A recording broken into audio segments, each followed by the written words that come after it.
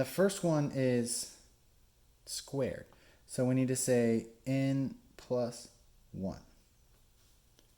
Cool. And that's it. That'll give us our explicit formula right there. Notice that they're not hard, they're just a touch tricky. But yeah, nothing is too complicated. This last one, what's going on here? Notice our first term is e to the fourth. So how can we write that out? E to the what? N plus 3. There you go. And that gives us that one. I won't even write that out more than that. That one's almost one you could just guess. Okay.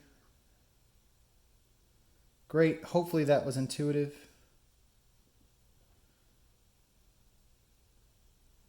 All right, now they're going to talk about recursive formulas, which is just another way of saying like piggybacking off the previous term, right? So you have some term they give you, and I'll actually explain this one out pretty thoroughly because it can be confusing.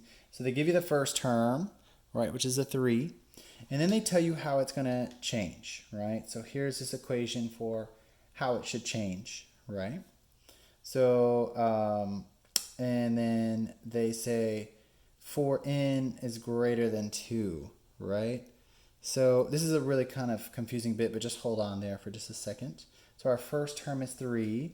That's where they write that there. And our second term is going to be what? So we just follow the instructions. And we say 2a, and we're going to plug in 2 for n. So 2 minus 1 is 1.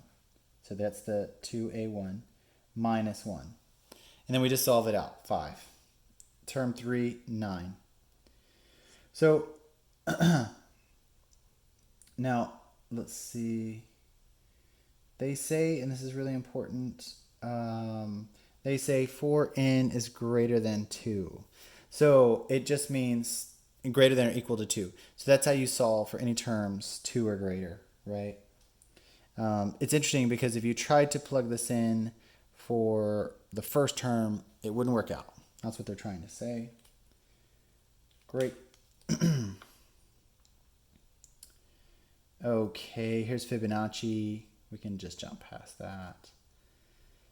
Okay, let's look at example 5. Let's actually play one out. So again, let's interpret this properly. It says our first term is 9. Here's the equation we're going to use, and this equation is going to be true for the second term and onward.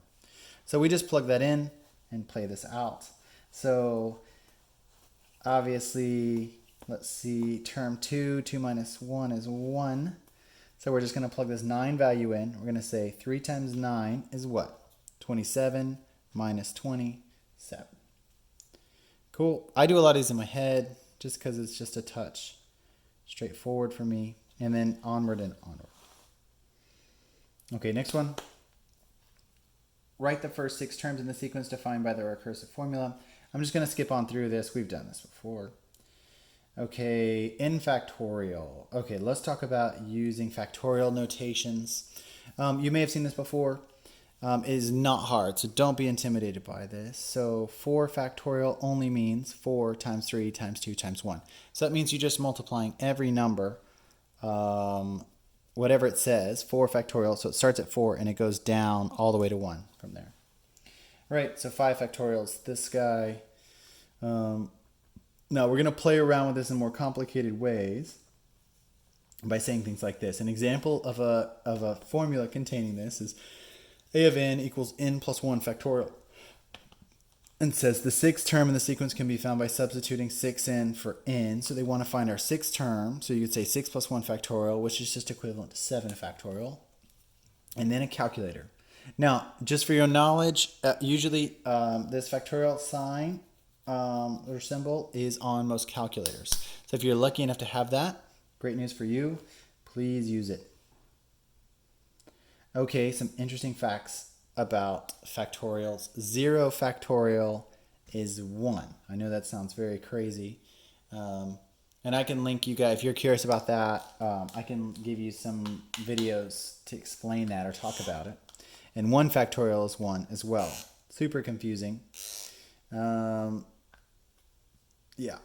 And so it's just confusing. So the special case, right? So it says special case of 0 factorial is defined as 1. Now, I'll send you something for that. If anyone's curious, you can just write me. And 1 factorial is 1. So let's actually look at a factorial problem. So it says a of n is 5n over n plus 2 factorial. And it says find the first 5 terms. So we just plug in these values and solve. No big deal there. And that is it. Okay, for this one, we'll be doing 7 through, let's just go 7 through 45, every other odd. All right, cool. Hopefully everyone can manage that. And I'm going to turn this off and start a new one for the next section.